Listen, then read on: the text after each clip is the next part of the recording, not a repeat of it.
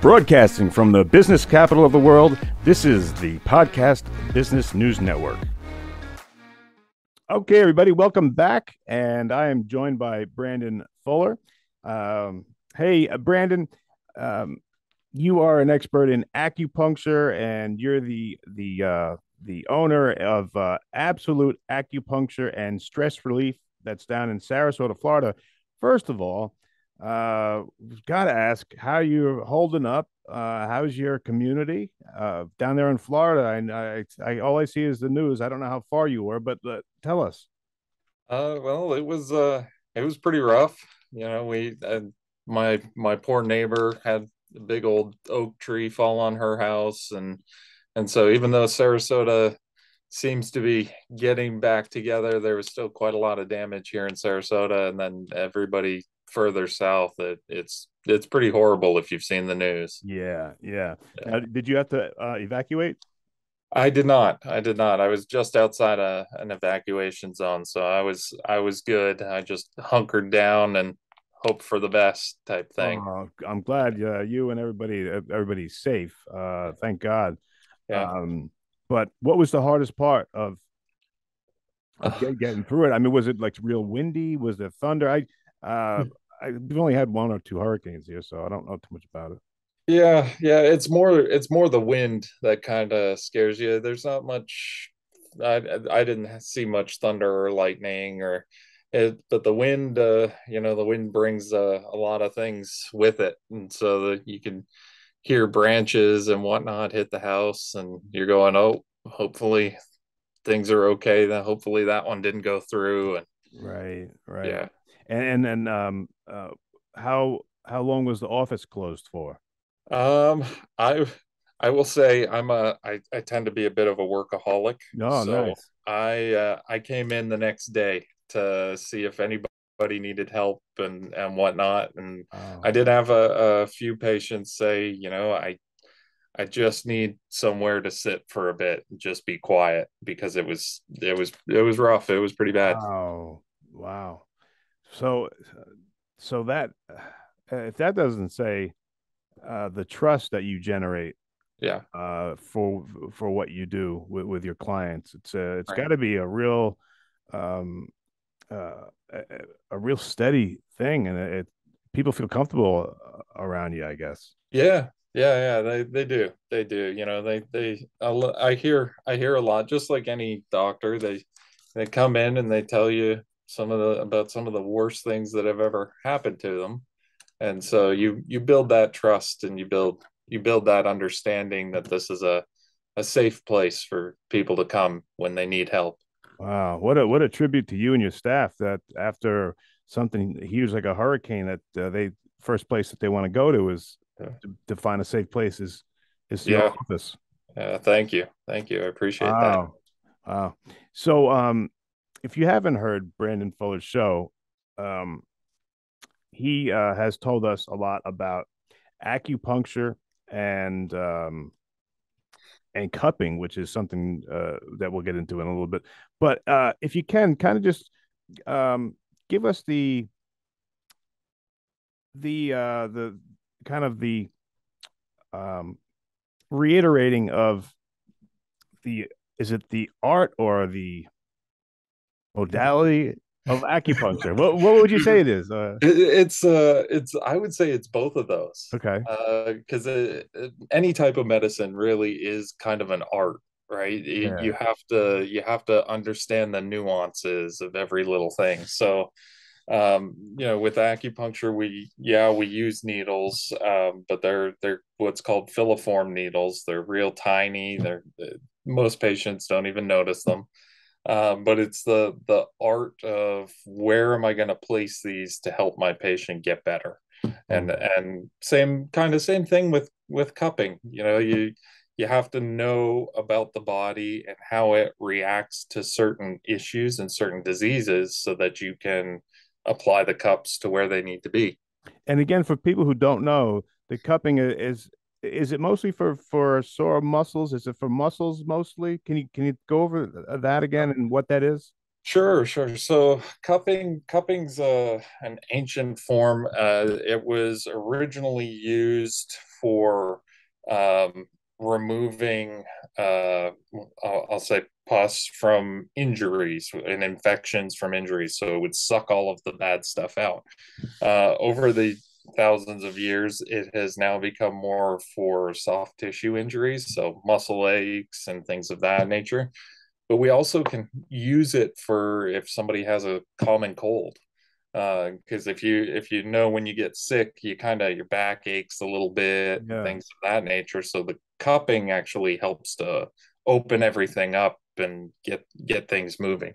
And that um involves some sort of you heat it up. Can you talk about the process? Yeah, yeah. So there's different ways. There is one where we have a cotton ball and we have a pair of forceps and we light it on fire and we take a glass cup and we put the fire in the glass cup and that takes all the oxygen out.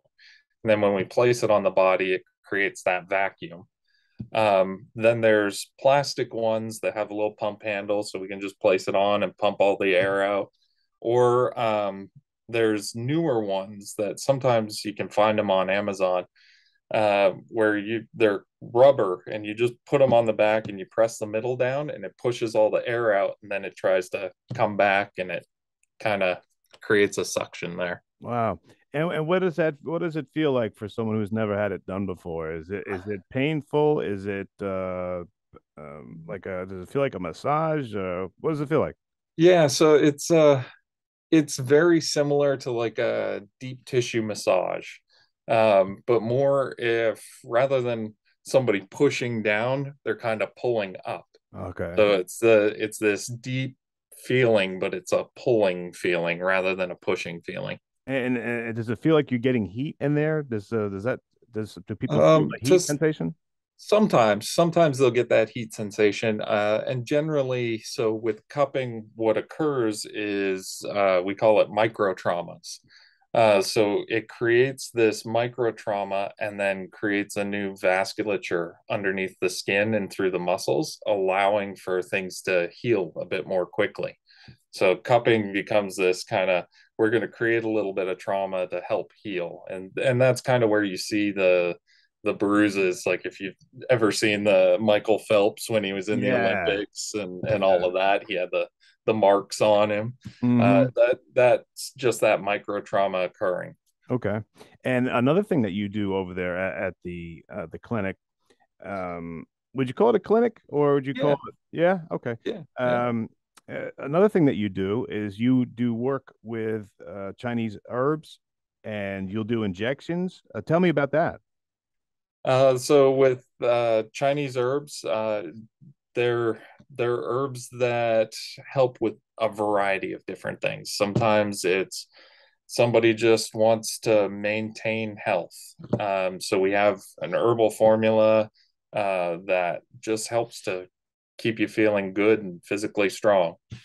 We have herbal formulas that help with erectile dysfunction. We have herbal formulas that help with allergies or headaches or migraines, whatever it might be.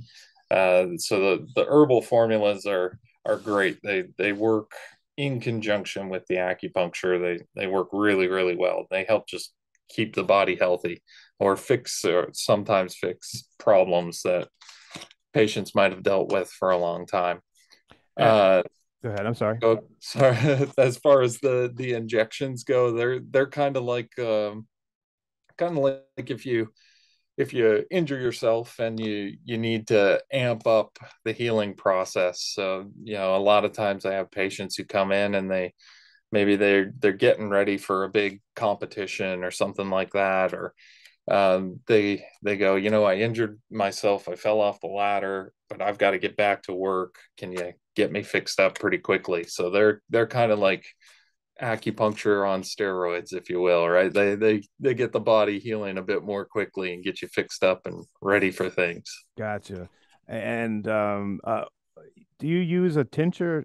Is that the right word? A tincture too? Do you use that? Is that what goes under the tongue? So sometimes I'll use tinctures. They're not as common, just because in a liquid form, I found that patients sometimes will go, "Oh, I put it in the purse and I forgot to put the lid on all the way, and then went everywhere." Right. Most of the time, it's capsules or pills of some sort. You mix, It makes it a lot easier. yeah, you mix them yourself too, don't you? I do. I have a few different formulas that I use and sell out of quite frequently. One's a general pain management formula. One's a stress and anxiety formula, and one is like an all natural muscle relaxer. Wow. And these are your own recipes. Recipes. I don't know if that's what they call them, but Recipe is a good word, all right. right? Well, I mean, if it works, it works. So, Yeah, and the other thing that's very important that we talked about is knowing where you get the ingredients and knowing that you are the one that's putting it together. So you know where your stuff comes from, right? right.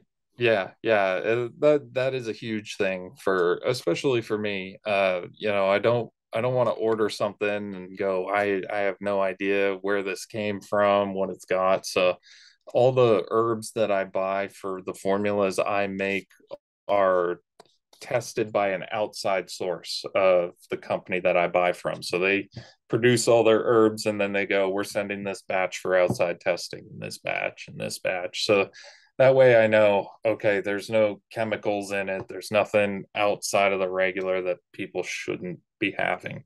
Got you. It's a important thing for me, and it really helps to build trust with patients Hmm. as well. And um, going back to your injections, are the herbal injections are they mostly subcutaneous or are any of them intramuscular or how does that work? Most of them are intramuscular. Oh wow, so they're deep. They get Yeah, in there. yeah. Just because most of the time they're, if it's let's say it's a vitamin B injection, that intramuscular aspect, if it's subcutaneous, it tends to go throughout the body a bit too quickly, whereas intramuscularly, it's absorbed over time. So the body doesn't just go, oh, we got all this. What do we do with the excess? Just get rid of it. We don't need it. Whereas in the muscle, it works its way through a little bit more slowly. What happens if you use an oil based and you put it in subcutaneously? Is that recipe for disaster? No, it's usually just not pleasant. Uh-huh. It's it won't have any ill effects like vitamin D or magnesium are both in kind of more an oil based injectable, and so if you put it just under the skin, it's kind of like the same thing with we were talking with vitamin B. The body will use what it needs and then goes, well, we don't need the rest of this, and we'll try and store as much as we can, but the rest of it'll go. It does burn though if you don't go into muscle. Oh, that's with the vitamins, right? Yeah, With yeah. the B, is it B So B12 creates oh. more of an achy sensation, Mhm. whereas a B complex will have a bit more of a burning sensation. Vitamin D and magnesium, they have a bit more of that burning sensation because it's that oil base again. So it's a dull, achy burn. Mhm. Yeah, but it's not anything that people can't handle, especially if they've had cortisone shots or things of that nature. Then Right. So if you take an oil, which is usually supposed to be muscular, right? yeah, Um, yeah, it's supposed to go directly into the muscle, right? right. Does it go through your whole body, or that only happens when you don't go deep into the muscle? Is that how it works? No, either way, go through the whole body. It's more about the comfort level, so it's just under the skin. It is kind of burning. You get a bit of burning, whereas into a muscle, it's more like a dull ache, kind of like a muscle cramp or a little bit of a muscle spasm that lasts about 15 minutes or so, and then it's done. Hmm. And do you ever do work with hormones at the clinic? Uh, I I do and I don't. So if a patient knows that they they have an issue with their hormones and they've had recent testing done, and their doctor hasn't put them on anything, or the patient has said, well, I'm not going to go on anything you put me on, I'm going to go holistic, something of that nature, then some herbs will actually balance out hormones. So we can work that way with balancing out hormones. Oh, I'm I don't do a lot of like, hey, let's put you on progesterone or let's do a pellet under the skin or anything of yeah. that nature.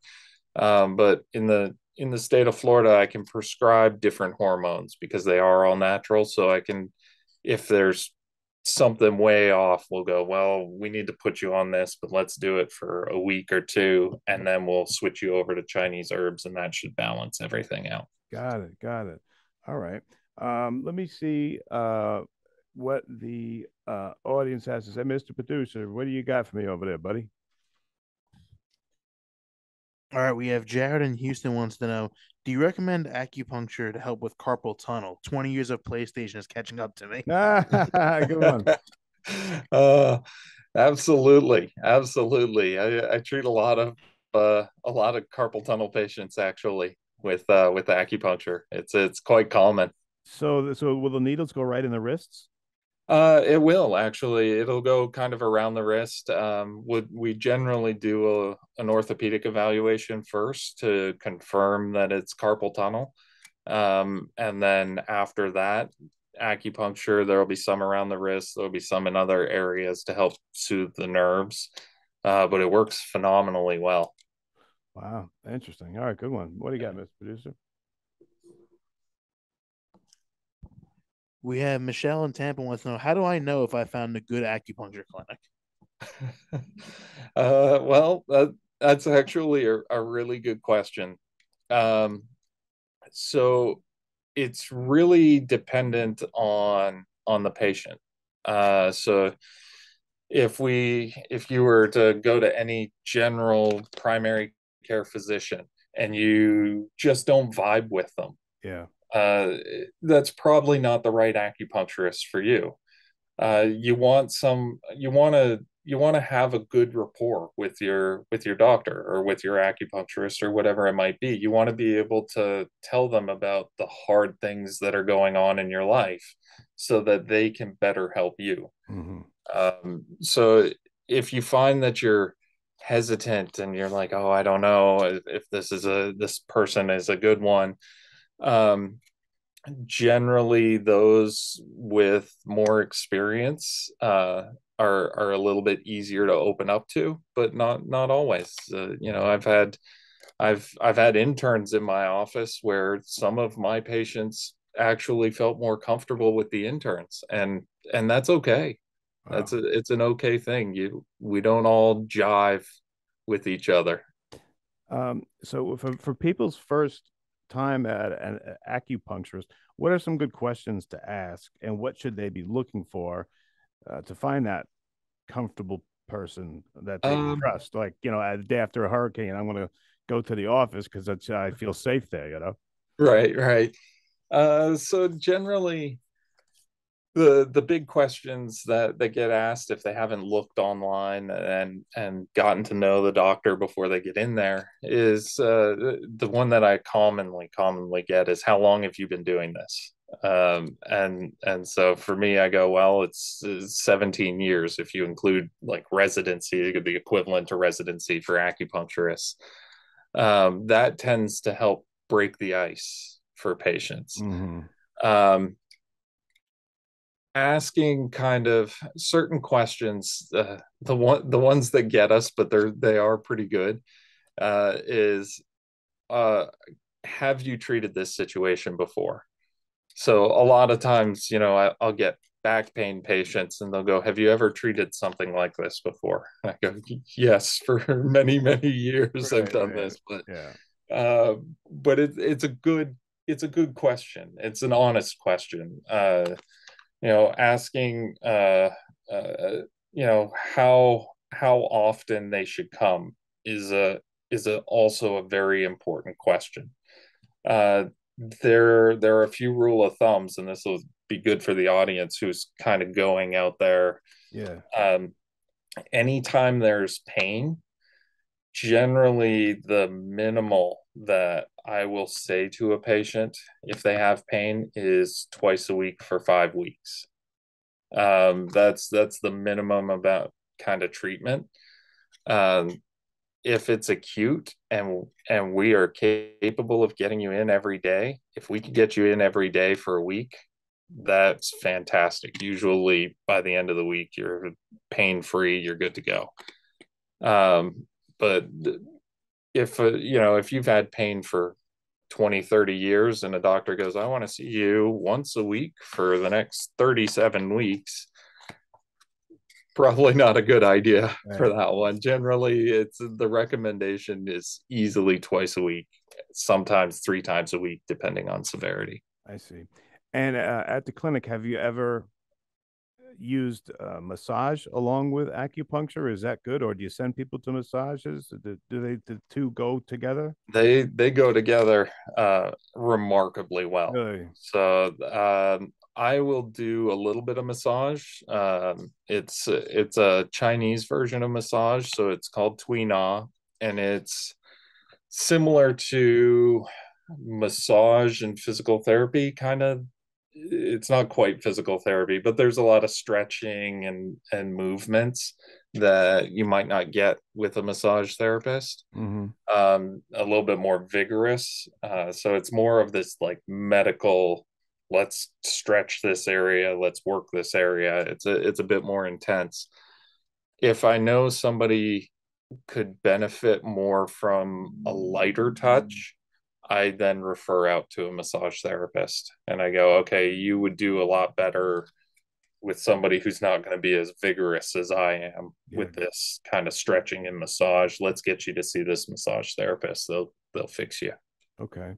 And do you ever treat anybody that has circulation problems, or is that not good for acupuncture?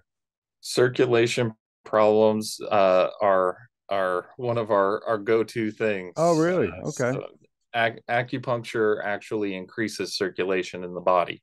Wow. It's does so well, in fact, that even with stroke patients, if they had a brain bleed, until we have proof showing that the brain bleed has stopped, we cannot perform acupuncture on a patient. Okay. Just because we can incite more blood flow in that area, and we could damage things. Okay. What about people who are just getting done? They just had surgery, Yeah, and maybe are recuperating. Is that a good time for acupuncture? that's a fantastic time for acupuncture. Get things moving, kind of. Yeah. So generally, right after surgery, doctors, depending on where it is, will put a lot of steroids in the area. But the steroids actually wear off after about 48 hours, and then the swelling starts. So that's where you're supposed to start taking Advil, Tylenol, that sort of thing to keep the swelling down. Acupuncture will actually keep that blood flow going and bring healing factors in there to help you heal a bit more efficiently and effectively. Okay. So there's less downtime post surgery. Oh, Uh, you actually recover quite a lot faster after a nice. surgery. Well, we only got a minute left here, but you do have a phone call. So, caller, you're on the air with Brandon Fuller. What's your name? How's it going? My name is Eric. Hey, Eric, you're on with Brandon Fuller. You got a question for him? Yeah, I was just wondering, can acupuncture help someone who's dealing with kidney problems? Absolutely. Depending on the kidney issue, acupuncture can help just to kind of balance it. If it's more like a stage 4 kidney failure, we can help more symptomatically at that point. But if it's a general kidney issue or kidney stones, something of that nature, acupuncture does a wonderful job in helping manage pain, helping with the flow of urine, helping whatever there might be an issue with. Wow, a great question. And how does the caller, if the caller is in the area, how does the caller get a hold of you? So they could give me a call. It's area code 941-500-2767. or they could get a hold of me by going to my website. It's absolute-acupuncture.com. All right, caller, I thank you so much for calling. And Brandon Fuller, always a pleasure talking to you. And I'm glad that you're okay. I'm glad that your team and your family, everything you got through, just a little rebuilding, I'm sure, that you got going on. And just glad everyone's safe. And thank you for another great show. Oh, thank you. I really appreciate it. All right. Talk to you soon. Guys, we'll be right back. Are you looking for even more of the podcasts and hosts that you love? The Podcast Business News Network is proud to announce that you now have even more ways to listen live. Check out the MyTuner Radio, online radio box, and Simple Radio apps on iOS and Android, or find us online. Search for Business News Network on mytuner-radio.com, or search Podcast Business News Network on streama.com and onlineradiobox.com/US. Take your podcast on the go and don't miss a minute of the action.